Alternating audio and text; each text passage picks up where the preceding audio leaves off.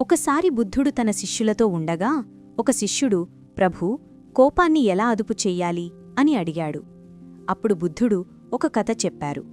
ఒక గ్రామంలో చిన్న విషయాలకే కోపం వచ్చి నోటికొచ్చినట్లు తిట్టే ఒక స్త్రీ ఉండేది. ఆమె కుటుంబం ఆమె కోపం వల్ల ఎప్పుడూ కలత చెందేది. ఒకరోజు ఆమె ఇంటికి వచ్చిన ఒక ఋషికి ఆమె తన సమస్య చెప్పగా ఆయన ఒక చిన్న సీసా ఇచ్చి, ఇది కోపానికి మందు. నీకు కోపం వచ్చినప్పుడల్లా దీనిలోని 4 చుక్కలు నాలుకపై వేసుకుని 10 నిమిషాలు నోరు తెరవకుండా ఉండు, లేదంటే మందు పని చెయ్యదు అని చెప్పారు. ఆ స్త్రీ ఆ ఋషి చెప్పినట్లే చేసి 7 రోజుల్లో తన కోపాన్ని అదుపు చేసుకోగలిగింది. కొన్నాళ్లకు ఆ ఋషి తిరిగి వచ్చినప్పుడు ఆమె కృతజ్ఞతలు చెప్పగా ఆయన నవ్వి, అమ్మా, ఆ సీసాలో నీరు తప్ప మరే మందూ లేదు.